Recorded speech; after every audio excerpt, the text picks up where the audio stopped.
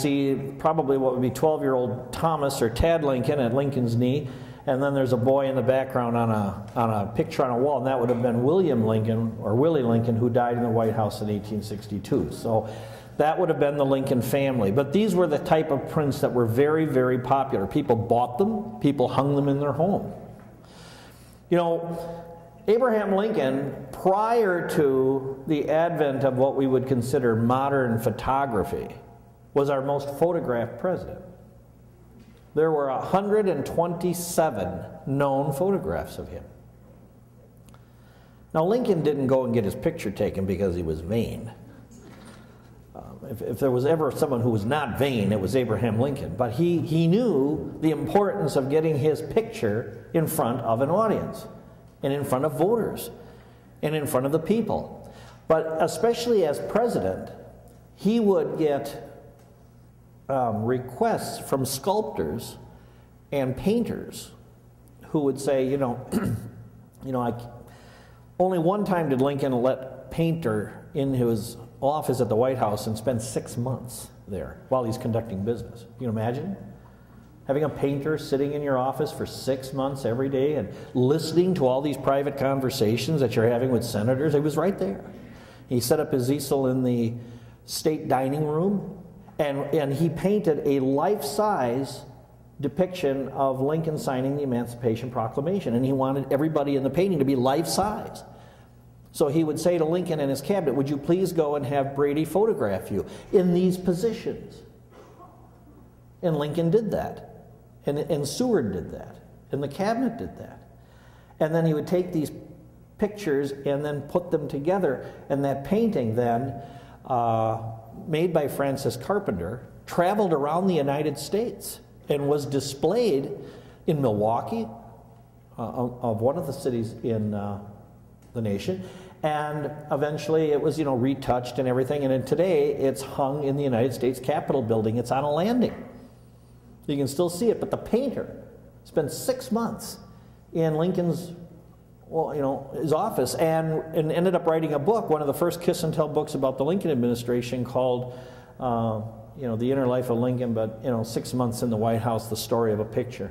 And it's a first-hand account of, you know, conversations and how he treated people. Someone swore one time in his presence, and he picked him up by his pants and his neck and threw him out. Imagine. You imagine if that hit CNN today? You know, he saw it all. Little fracases between the Lincolns, and Lincoln losing his temper, you know. So, yeah, these books are fascinating, you know. You got to read them. You know. Well, I don't want you to read all of them, because then I don't have a reason to come here and talk about them, you know. But... and so that's the story. One other thing that I wanted to tell you about the State Fair when he was here is he's going around looking at the State Fair. He was looking at the exhibits, and he had a gentleman who was his host who met him, again, at the hotel in downtown Milwaukee. His name was John Hoyt, who was the, you know, kind of like the director of the fair.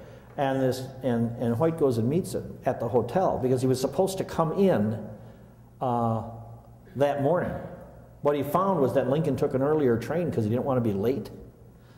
So Lincoln had arrived the previous night, and they had no room for him because you know, that night's boarder wasn't going to check out until the next morning.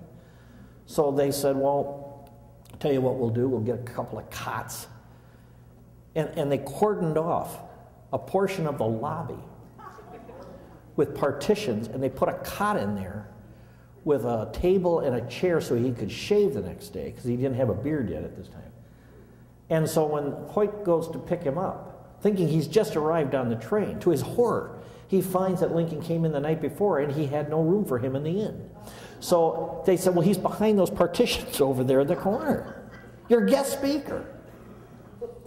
And he goes through the partitions and he finds Lincoln sitting in a chair and he's shaving, you know. And Lincoln must have heard somebody come in, and instead of, and Hoyt was amazed because instead of like turning around and looking, Lincoln, with his head above the back of the chair, just simply tilted his head all the way back and looked at Hoyt upside down. Well, how you doing? I mean, you know, There's little stories like that. And taking him through the state fair, and he saw gymnastics, and he saw, competitions of strength. And at one point, he was introduced to a gymnast. And Lincoln watched this gymnast with some apparent interest. And of course, probably because it was a very physical activity, and Lincoln was always attracted to that. And when he finally met the gymnast, the gymnast was, like 5'4", and Lincoln's 6'4". And Lincoln looks at him, like, wow, And he says, and this is where you're glad that you don't have cell phones back then, or people taking pictures or recording what you say because you make the news. But Lincoln says to this gymnast, why, I could lick salt off the top of your head. I don't know what that means. Was he comparing him to a salt lick? I don't understand what that means. But that would be vintage Lincoln, I'm so tall I could bend over and lick salt off the top of your head. Only in Wisconsin would we have a comment coming from Abraham Lincoln like that. Well, now Mary Lincoln. Mary Lincoln, fascinating character. I talk about Mary Lincoln a lot, and I always say with Mary Lincoln, you either love her and you admire her, or you have a great deal, you have a lot of sympathy for her, or you hate her guts. She falls into that category that, depending on what your orientation is, you'll either see her as a very sympathetic, tragic figure, or you're going to look at her and say, oh, I really wouldn't want to be around her.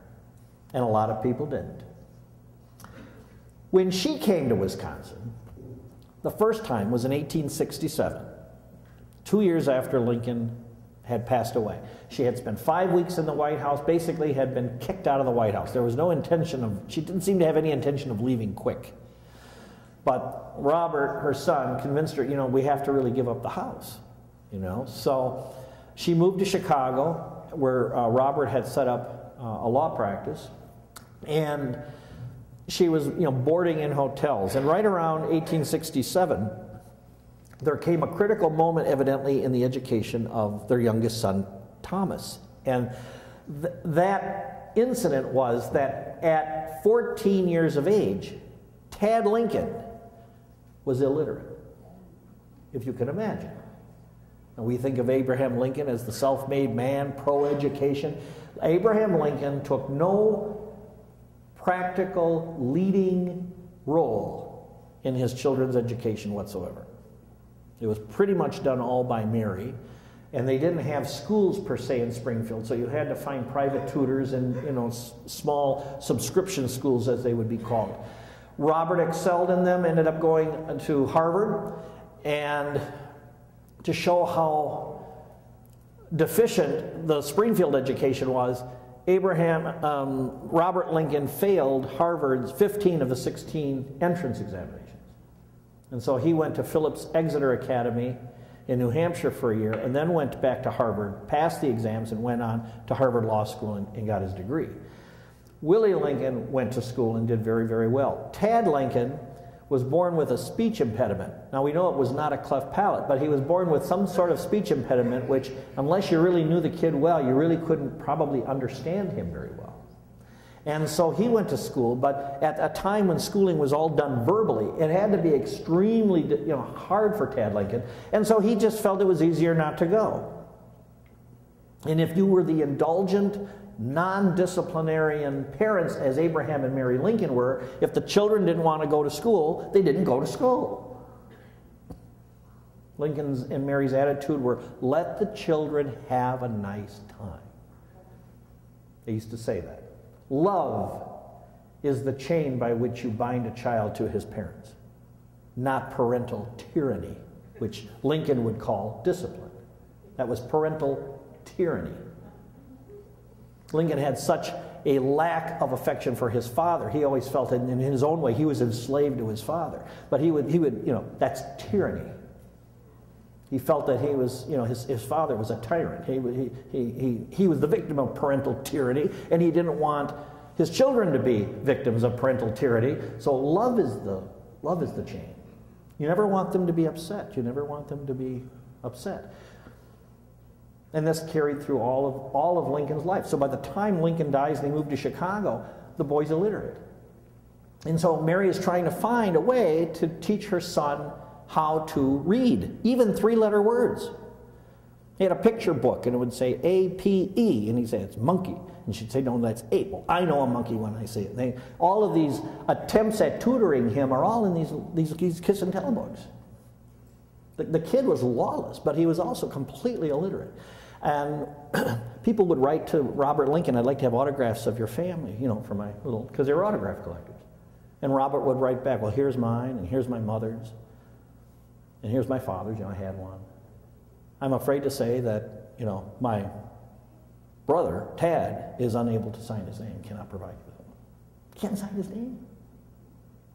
So she did find some schools, and by 1867, somehow, we don't know quite how, they had proposed sending Tad to Racine College, which today is called the DeCoven Center. And Mary used that as a reason to escape Chicago, and she came to Racine, and she spent 51 days there. And the better part of the summer in 1867, she stayed at a hotel called Congress Hall, and she would walk around the downtown. People would see her. We have some evidence that she would go on porches and have lemonade with some of the residents who knew who she was. There wasn't big newspaper stories like Mary Lincoln's in town. You didn't do that back then.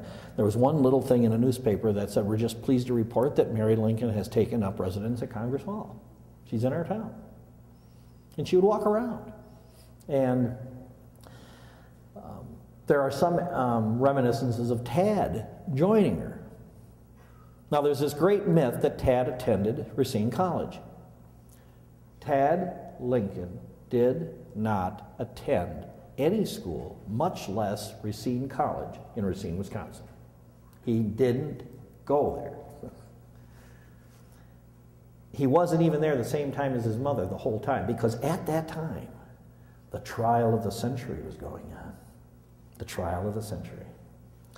The trial of the century involved the last Lincoln conspirator who was not caught in the Lincoln assassination. Now, we had John Wilkes Booth die 12 days later, and then we hung 4 others. We hung George Atzerodt for attempting to kill the vice president, and we hung Lewis Payne and David Harold for attempting to assassinate the Secretary of State, and we hung Mary Surratt, who was holder of the boarding house where the conspirators met. But the one that escaped was Mary Surratt's son, John. He fled to Canada and then fled to Europe. When they finally caught him, 2 years later, he was serving as a papal guard at the Vatican.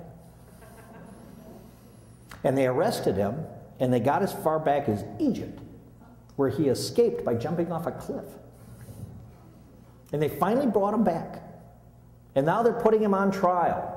Only unlike the original Lincoln conspirators, which had a military tribunal trial, you remember George Bush and all the military trials that were going on, not the civilian trials. Now John Surratt comes back, and it's 2 years after the assassination. Courts are back in session, and they're saying John Surratt needs to be tried by a civilian jury, not a military tribunal. So they put him on trial, and that was the trial of the century. It was like the O.J. Simpson trial. Everybody's watching it daily, reading the reports. Who's testifying today? What did they say? The trial transcripts were printed in the newspaper. The last one to get caught. Excuse me.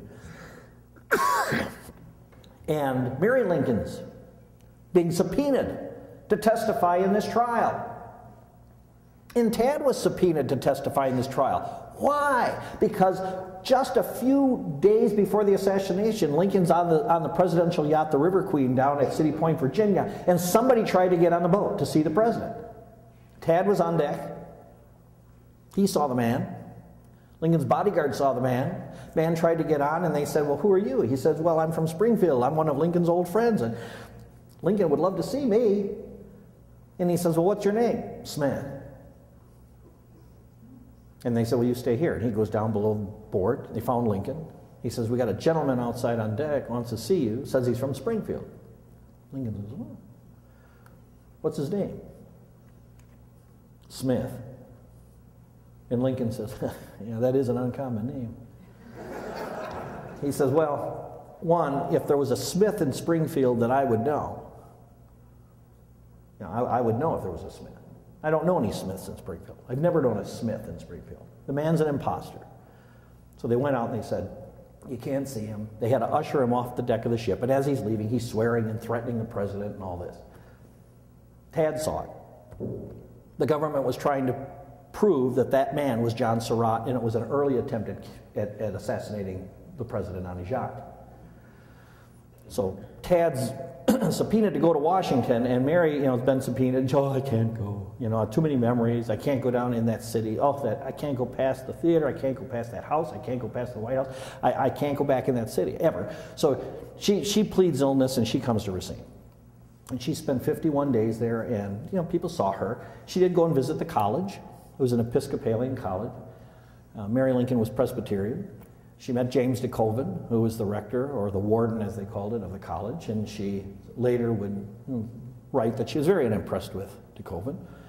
And he greeted her in these long, flowing Episcopal robes and gave her this tour of the college. And she saw the dormitory where the little cots were because the kids had to board there. And he would have had to go to school there and board there, and he would have only been physically away from that campus probably 2 weeks to 3 weeks out of an entire year. And Mary Lincoln would never have allowed Tad to be out of reach at that point. And he also was, you know, still pretty much illiterate. So to go to a boys' college preparatory school and have to study Greek and all of these classes that it was unheard of. He would have failed miserably. So he never did go to school there. But Tad did join her in Racine after he testified in the trial of John Surratt. He took the train down. Looks like Robert came with him, and, you know, he dropped him off to her, and they visited for a while and left. And she went back to Chicago and started leading this nomadic, rather unhappy life, and her mental abilities start to wane, especially when you get into the 1870s. And Tad is everything to her. He travels with her. He sometimes sleeps with her. You know, he's her confidant. He's her companion. He's the one person in life that she's got left. She doesn't have Robert. You know, he's going to get married within the next year, and he's going to have a family and a wife and a house and a law career. And you know, if you were a woman at that time in the 1860s, there were two things that provided you with a sense of identity. It was you were a wife and mother, and you owned a home, and you were a hostess. And you had to carve out your identity in the context of those three things. And Mary Lincoln had no husband. She had no house. And she just has one little boy, really. And so she's boarding at hotels, and then she went and bought a home. And why she wanted to buy a home, you know, outside of the context of having one, she never lived in it. And she eventually sold it. But she kept buying things for a house that she didn't own. She would go into stores and still buy curtains, and she'd still buy china, and she'd still buy rugs, and things that you buy for your house. She would continue buy. Now, I always say, thank God there was no home shopping network, because Mary Lincoln would have had boxes arriving daily, and they would have stacked up. Robert would see the stuff that she did buy when she was walking around Chicago. And she wasn't really in control of her own money. You know, Abraham Lincoln, gifted attorney, knowledgeable on the law, knew the ins and outs of almost any type of litigation, never left a will. So when he died, his estate had to be divided up into three ways. A third of it went to Mary, a third of it went to Robert, a third of it went to Tad.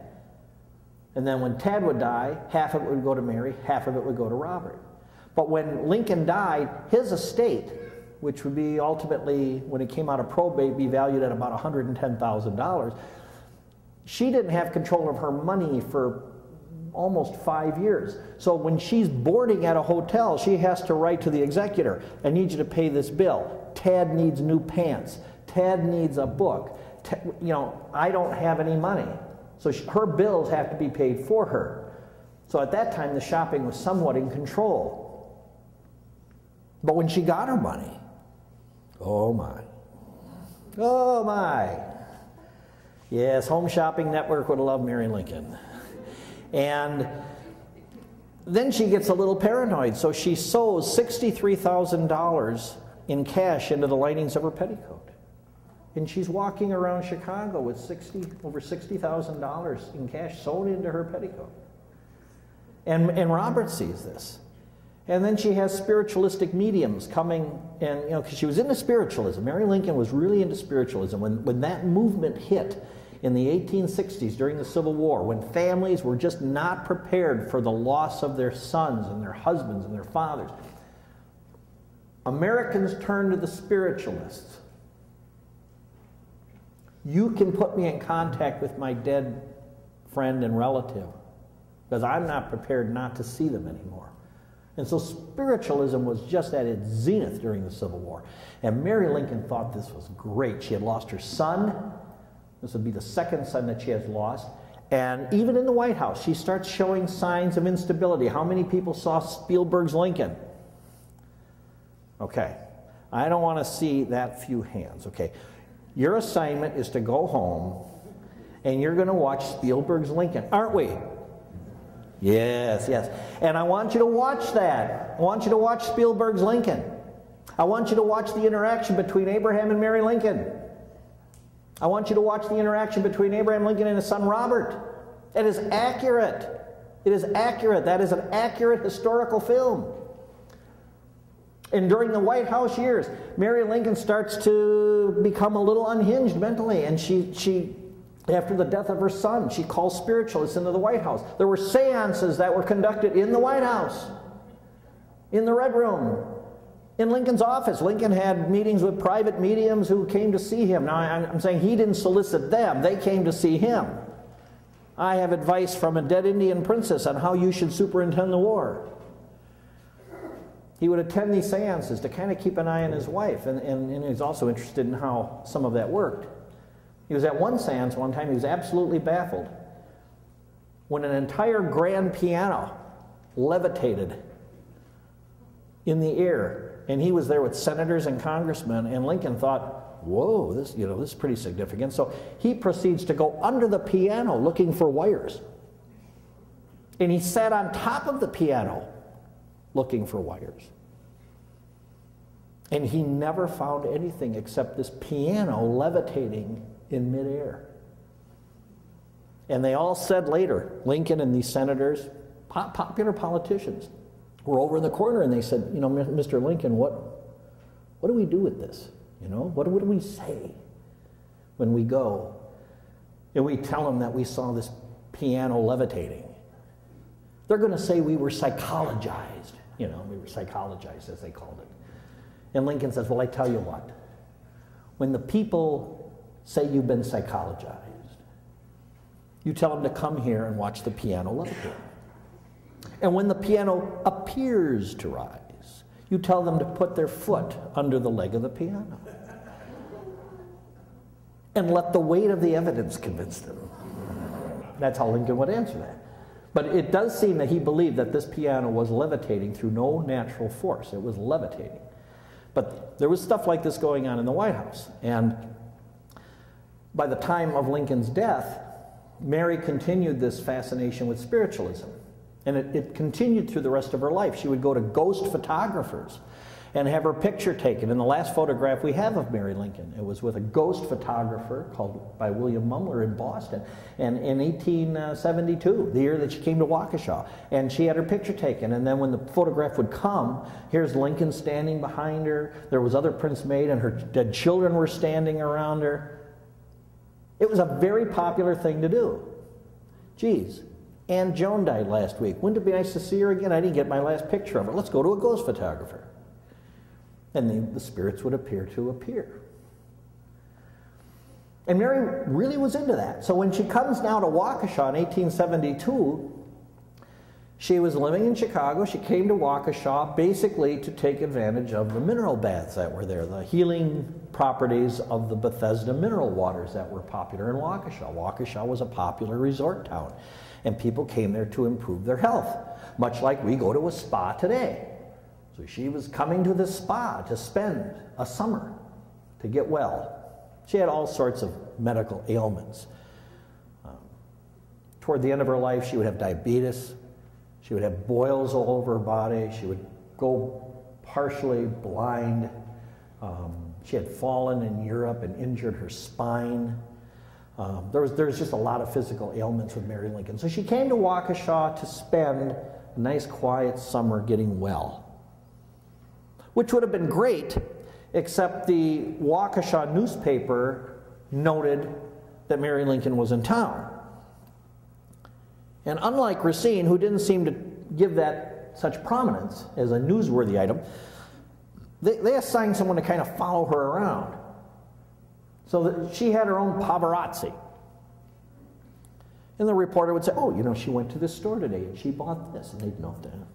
Oh, Mary Lincoln went to Milwaukee today and she saw a spiritualistic medium. Oh, we'll report that. So even here, she's going from Waukesha into Milwaukee to attend seances and get information from the beyond. Well, a competing newspaper thought this was terrible. How terrible is this? That you would follow the president, you know, the wife of the president of Abraham Lincoln around, a widow, much less a woman. You don't do that. There's no propriety in that at all. There was a rule. There was only 2 times a woman should be mentioned in a newspaper. When she was born and when she died. That's the only time a woman's name should ever appear in the newspaper.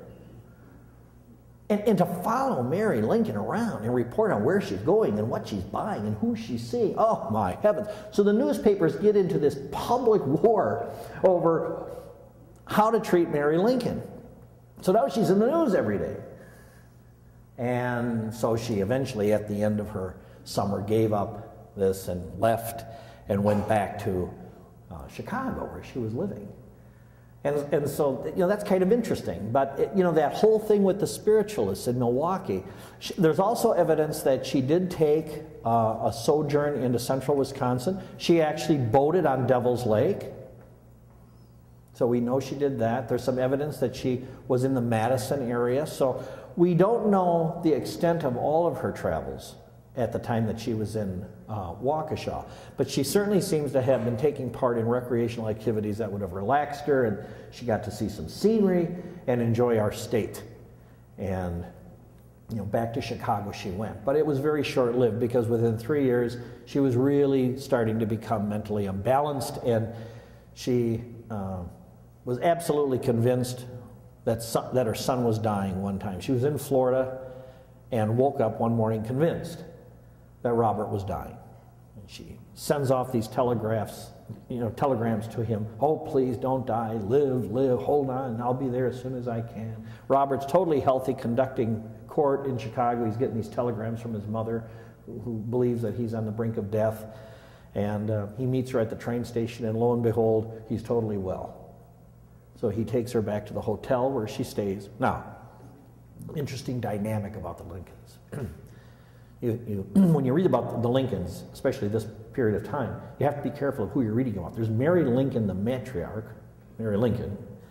There's Mary Harlan Lincoln, Mary Lincoln, Robert's wife. And then they name their firstborn daughter Mary. There's a Mary Lincoln. When you read it, you got to be very careful as to which Mary Lincoln you're reading about. But Mary Lincoln, Abraham Lincoln's widow, and Mary Lincoln, Robert Lincoln's wife, did not get along. And there was at a point where Mary Lincoln, when she comes back from Florida, Robert says, well, you can stay with us. You know, you can stay with us, Mom. So she moves in. Ooh. What does she have? She has a house, right? She's the grand matriarch of the family. So I guess this is where I can now start setting up entertainment, and I can kind of be the person in charge of this house. And it caused some problems, because daughter-in-law Mary Lincoln didn't want mother-in-law Mary Lincoln running her house. And we don't know how bad it got, but it got so bad that at one point, Robert's wife says to Robert, she goes or I go, right? And she went. The wife went. The wife moved out. We don't know for how long. And finally Robert's thinking, oh, this isn't good, you know? This just isn't good. So he moves his mother into the hotels again, and you know, his wife comes back home. But there was this problem with them throughout the rest of their life. And Robert Lincoln is the only one who's not buried in the Lincoln tomb in Springfield. He's supposed to be buried there. You'll see his name on the wall, but his body's not there. He's buried in Arlington Cemetery because of the brief service that he did in the Civil War. But Mary Lincoln, Robert's wife, said, you will not be buried with those Lincolns in that tomb. You're not going there. You're going to be at Arlington with me. And he is. So, interesting dynamic, very interesting dynamic in the Lincoln family. And finally, you know, in 1871, Tad dies of tuberculosis.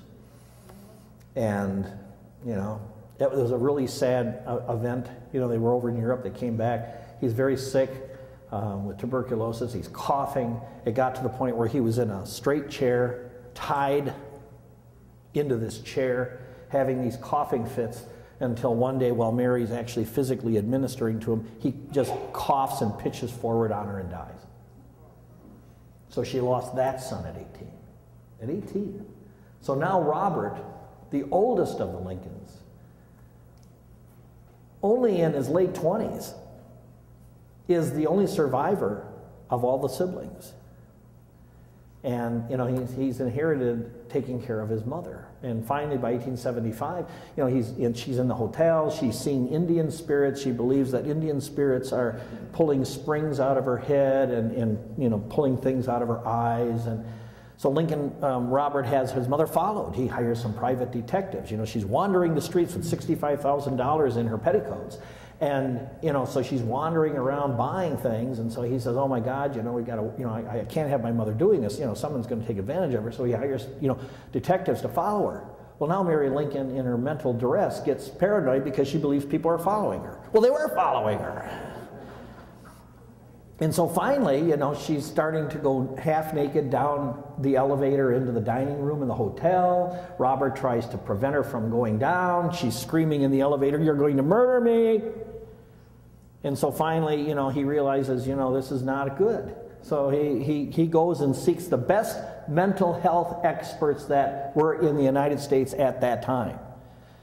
And they looked at all the available evidence and adjudged her to be, as they would say in 1875, insane. They brought her into the Cook County Courthouse. They adjudged her insane. They brought in all these merchants from all these department stores where she was buying. Well, how did she look that day? What did she buy? How much did she buy? Well, that's not normal for a woman that doesn't have a house. This is all representations of mental troubles. So they adjudged her insane. They put her in a private, all-women's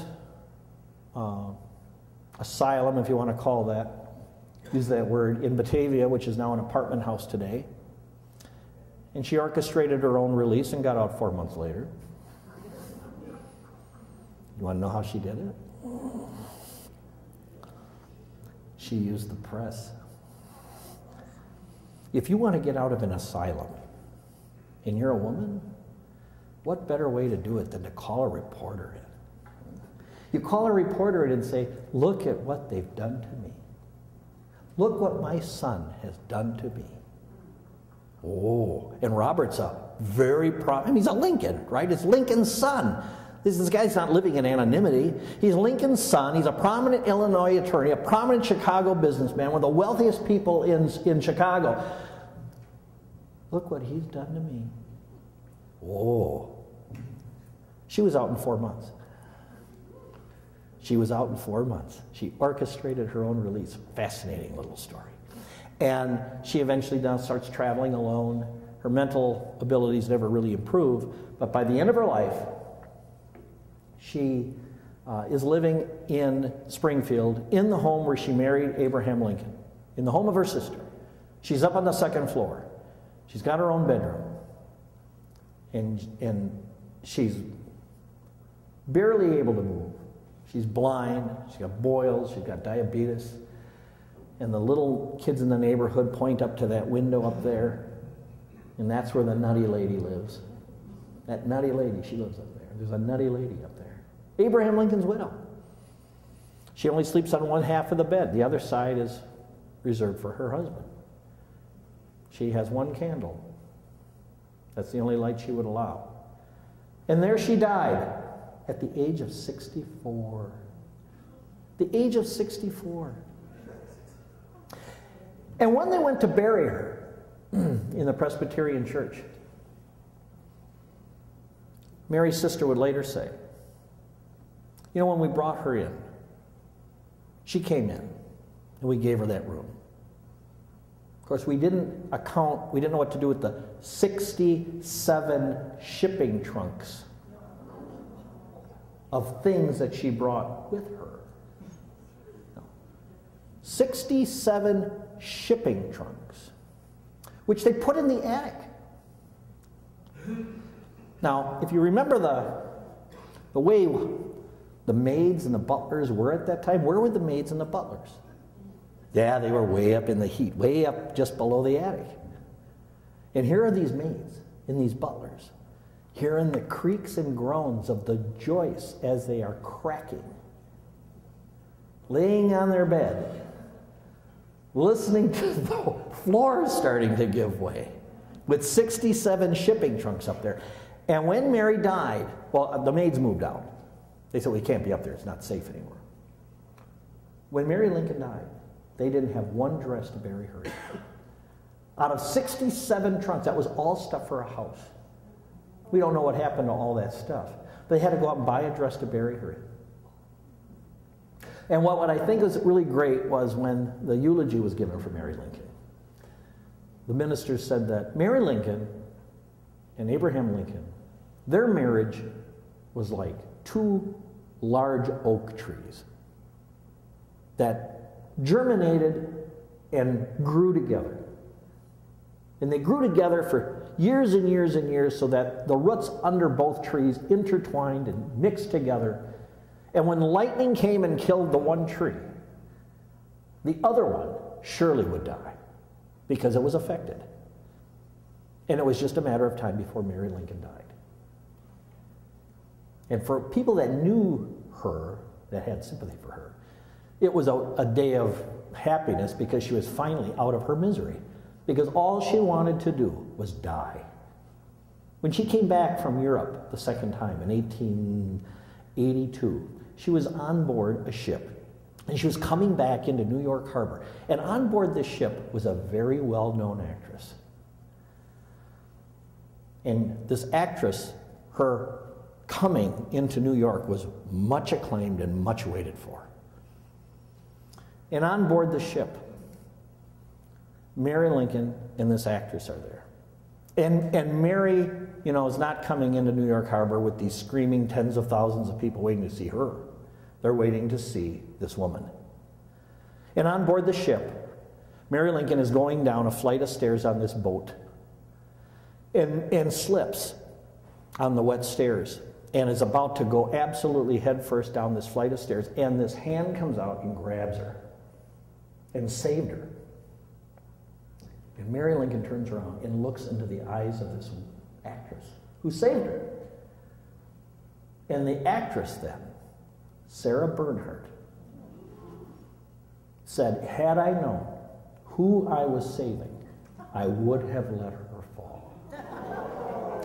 Not out of hatred for Mary Lincoln, but when you saw her, so pathetic, I could have almost not saved her and let her die just to put her out of her misery. Can you imagine? That Sarah Bernhardt saved Mary Lincoln. And another unknown little story in the Lincoln theme. That is what I have to say today.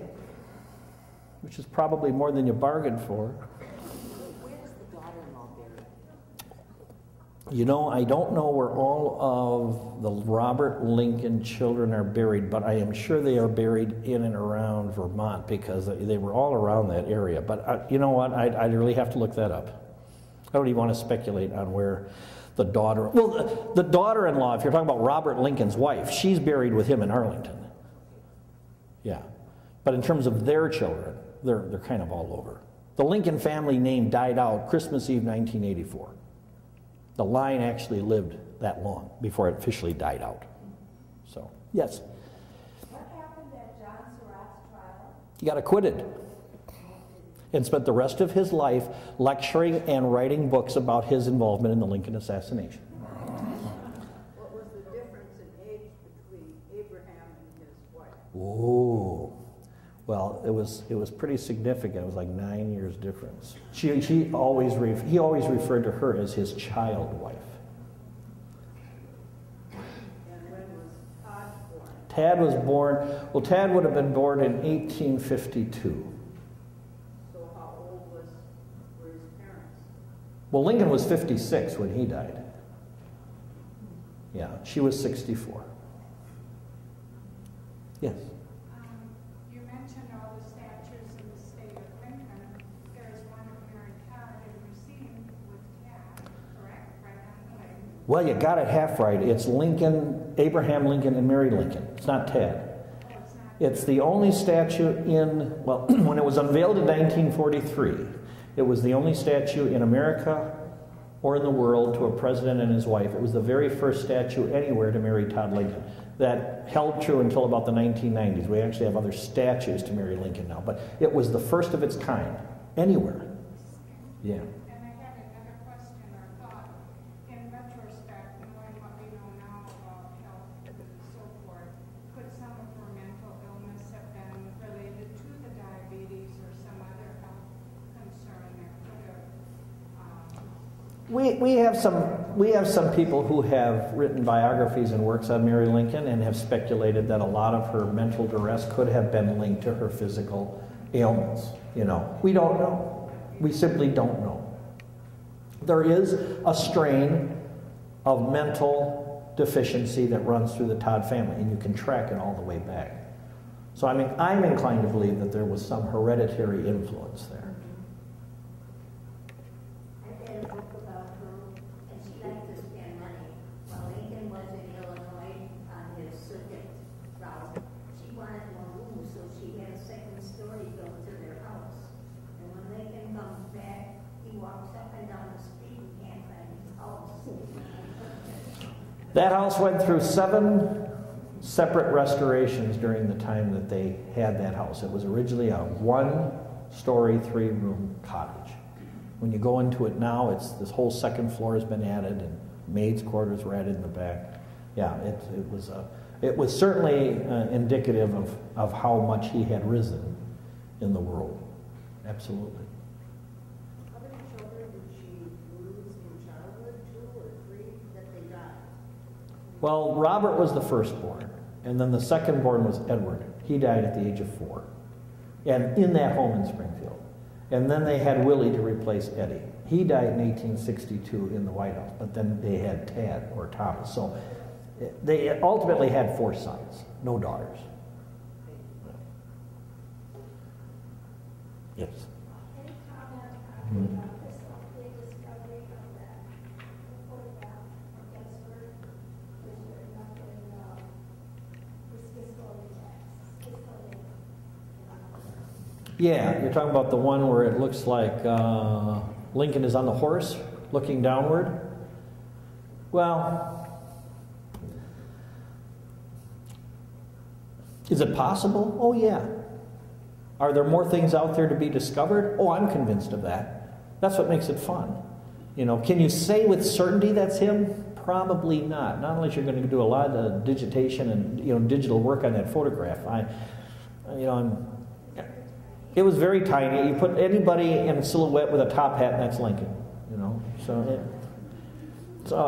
it's hard to tell. People always want to believe that they've got something new on Lincoln. He was here. He slept here. He ate here. He walked his dog here. You know, we want to believe that. He was never at the White House. I had a gentleman ask me, was he ever at the White House? Abraham Lincoln was never at the White House. But we want to believe it. I'm sorry, I hope there's no Wade people in here, but he wasn't there. I'm sorry, he wasn't there. No, he wasn't, but people always ask. Okay, well now you can tell him he wasn't there. I fight this all the time. Was he here? No, he wasn't there. Can you prove it? I can prove it. I don't want to hear your proof he was there. I hear it all the time. Well, you've been very patient with me today. I really appreciate coming back to Sheboygan. It's always nice to see you because you're always such a great audience. You have such great questions and you keep me honest. And you deal with my digressions and my little tangents. So I appreciate it. Thank you very much.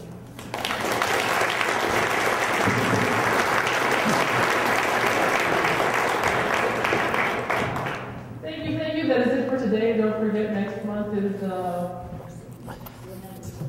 Women in the Military. That's good. Very good. You know, it's been a long week. Lots of presentations. Keep in mind that this series is sponsored by the Sheboygan County Historical Research Center. For those of you who do not know about us, we are the archive. We are not the museum. They're our sister organization. We collect the stuff you dust. We collect the stuff that you file. Keep in mind, I'm always looking for people to become new members. There were some newsletters over there. There might be some extras, but keep us in mind. Come and visit us. We're located at 518 Water Street in Sheboygan Falls. Open Tuesday through Friday, 9 to 4, and Saturday mornings. If you're looking to research your family, we are the place to meet.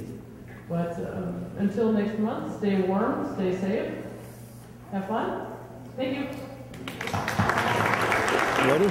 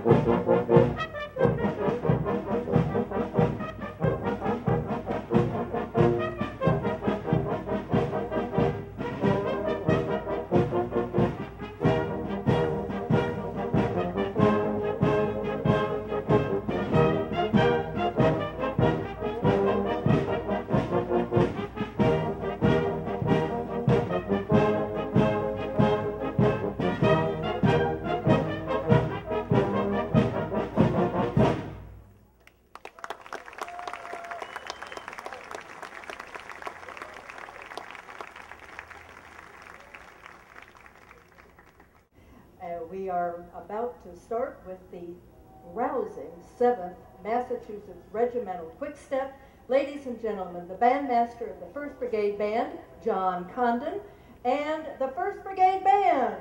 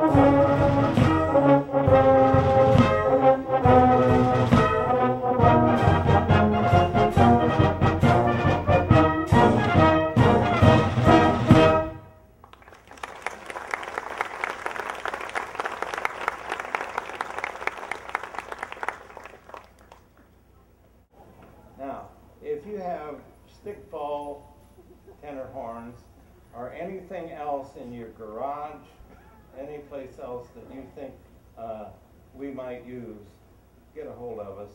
Even if you find a bass drum beater behind a radiator someplace, but don't throw it away. David Wolpert's going to play theme and variations on the over-the-shoulder tenor horn.